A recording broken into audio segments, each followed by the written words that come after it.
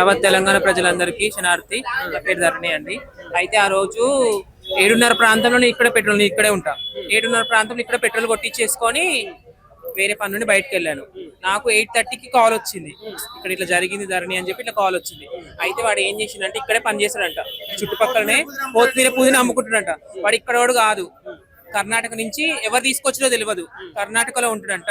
అక్కడ నుంచి ఇక్కడ తీసుకొచ్చి వాళ్ళు పని చేయించుకుంటారు కదా, వాళ్ళు ఎవరో వాళ్ళ వెనక ఇంకా 5-6 మంది ఉన్నారని ఒక మా ఆలోచన. నిన్న మేము మాట్లాడుకున్న, ఇక్కడ నిన్న ధర్నా జరిగిన విషయంలో మేము మాట్లాడుకున్న విషయము, ఇక్కడనే చుట్టుపక్కల ఇక్కడ ఉంటాడు. అయితే వాడు వచ్చిందంట, వాళ్ళందరూ ఏమంటున్నాడు, వాడు పిచ్చి పట్టి చేసిందని మాట్లాడుతున్నారు. వచ్చిండు, వచ్చి అప్పటికి ఎవరో పెట్రోల్ కొట్టుకునే వాళ్ళు చూసిరు, ఎవరు చూసిరు తెలియదు. అక్కడ కరెక్ట్ అమ్మవారి ముందు మల విసర్జన చేసి బట్టలు ఇప్పేసిండు, పాయింట్ ఇక్కడ ఇప్పేసి అండర్ వైర్ తోటి అక్కడ మల విసర్జన చేశాడు. చేసే వరకు మన వాళ్ళు ఎవరో చూసి వచ్చే వరకు ఏం చేస్తున్నారు అనే వరకల్లా పాయింట్ వేసేసుకుంటు, మనం చూసి భయపడి పాయింట్ వేసేసుకుంటుండు. మన వాళ్ళు వచ్చిరు, అయిపోయింది చేసిన అక్కడ మొత్తం అట్లా అంత ఎక్స్ప్లెయిన్ చేయడానికి లేదు, అంత గలీజ్ గా అక్కడ కొంచెం అక్కడ కొంచెం మొత్తం గలీజ్ గా అట్లంతా చేసిండు. ఇక మన వాళ్ళు చూసి వచ్చిరు, ఒకరి వెనకాల ఒకరు వచ్చిరు, మళ్ళీ మొత్తం చిత్తశుద్ధి చేశారు.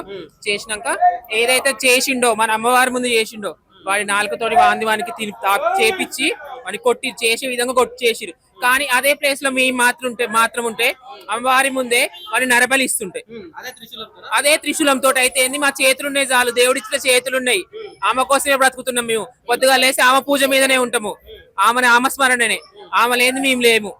అందుకే ఈ రోజు ఇంతగానం పోరాడుతున్నాం మేము. అంటే ఇక్కడ సీసీ కెమెరాలు ఉన్నాయి, ఆయనేమో పిచ్చోని అంటున్నారు. సీసీ కెమెరాలు ఉన్నాయి కదా, ఉద్దేశపూర్వకంగా చేస్తే పోలీసులు పట్టుకోవాలి కదా. పట్టుకోవాలి, అదే చెప్తున్నా కదా, అందరు అనుకోని చేస్తున్న పనులే ఇవన్నీ. పిచ్చోడని ఎట్లా అనుకుంటాము? పిచ్చోడైతే ఒక మాట, పిచ్చోడైతే నెల నుంచి ఉంటుండు, నెల రోజుల నుంచి ఉంటుండు. పిచ్చోడైతే ఇక్కడ గుడి ఉందని తెలుసు, ఇక్కడ చేసి కొడతారని తెలుసు, పక్కనే అది ఉంది, వాష్రూమ్స్ అన్ని పక్కనే ఉన్నాయి, సీసీ కెమెరాలు ఉన్నాయి. వాటిని చెయ్యాలనే కదా చేసేది. మరి వేరే క్రిస్టియన్ దగ్గర అవుతుందా,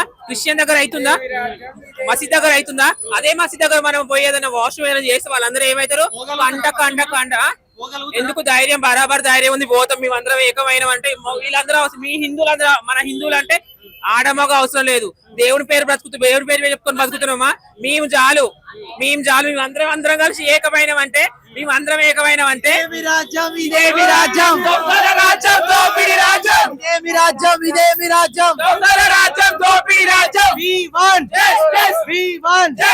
జై శ్రీరామ్. హిందువులంతా భయపడుతున్నారు అని అంటున్నారు కదా. అదే భయపడుతున్నాం, ఒకసారి భయపడుతున్నామా లేదా ఒకసారి మా ముందుకు వచ్చి నిలబడం అని చెప్పండి. ఎవడైనా దమ్మున్నోడైతే హిందూ భయపడుతుండే మా ముందుకు వచ్చానంటే మా సత్తా ఏందో మేము తప్పకుండా అదే మాట వాళ్ళు అంటారు కదా, మా ఎదురుగా వచ్చి మాట్లాడమని చెప్పండి. చిన్న పిల్లగాడు, ఇప్పుడే పుట్టిన పిల్లగాడు లోపల కూడా హిందుత్వం ఉన్నది. చిన్న పిల్లగాళ్ళు కూడా శ్రీరామ శ్రీరామ శ్రీరామ ఇవన్నీ మాట్లాడతారు. చాలా మంది ఇంకా అందరూ భయపడుతున్నారు. ఇదంతా ఎక్కడి నుంచి? ప్రభుత్వం నుంచే ఉందన్న, ప్రభుత్వం నుంచే జరుగుతుంది, అక్కడ పైనుంచి జరుగుతుంది. కాబట్టి మొన్న విషయం ఒకటి మాట్లాడుకుంటే, మనము ఎవరైతే ముఖ్యమంత్రి గారు ఉన్నారో మన అయ్యప్ప స్వామి మాలలు వేసిన వాళ్ళను మీరు తప్పకుండా యూనిఫామ్ లో రావాలి, కొంతమంది షూస్ వేసుకోవాలి, అవన్నీ చేయొద్దని చెప్పి ఇచ్చారు. వాళ్ళ ముస్లింకి ఇప్పుడు వాళ్ళది ఎట్లా, ఇప్పుడు వాళ్ళది ఉంది కదా, వాళ్ళది ఏదో ఉంటుంది కదా, ఇప్పుడు దానికి మీరు మాత్రం గవర్నమెంట్ ఎంప్లాయీస్ ఉంటే 6 గంటల లోపు మీరు వెళ్ళి, మీ ఒక్క పొద్దు ఉంటుంది కదా, 6 గంటల లోపు వెళ్ళి మీరు చేసుకోవచ్చు అని చెప్పేసి మాట్లాడారంట. ఈ విధంగా ఆలోచించుకుంటే మన సైడ్ ఏమైనా మాట్లాడుతున్నాం? మన ప్రభుత్వం మన సైడ్ ఉన్నదా? మన ప్రభుత్వమే మన సైడ్ లేదు, ఏం మాట్లాడతాం మనము? నేర్బెట్టు మల్లన్న టెంపుల్, వినాయక్ నగర్. సో ఏం చేస్తారు నెక్స్ట్ ఇయర్? ఏం చేస్తామన్నా పోరాడుతూనే ఉంటాం. ఇది చేసేవారికి ఇలాంటిది ఇంకోసారి జరగకుండా ఇంతకాలం మేము పోరాడుతాం. మాకు పనిపాటలు లేక కాదు, ఎందుకు పోరాడుతున్నాం? మేము వచ్చి గత 3 రోజుల నుంచి నేను ఇక్కడే ఉన్నా, మా ఇల్లు ఇక్కడ, ప్రతిరోజు నేను వస్తున్నాను.